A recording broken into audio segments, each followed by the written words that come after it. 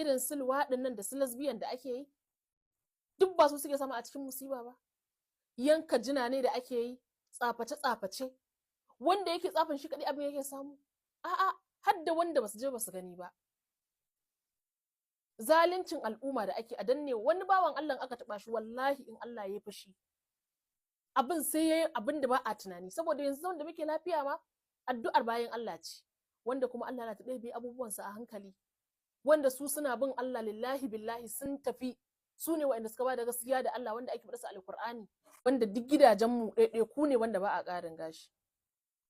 Ka duba sassauci da afuwa irin ta manzon Allah, ya fi kowa sauƙi, ya fi kowa sassauci, amma ya ce la'anallahu alwasilatu wal mustawsila, Allah ya la'anci wanda aka ƙara wa gashi da wanda ya ƙara masa. Amma sai mu kafa fatawa mu ce an ce an akai kaza ba komai.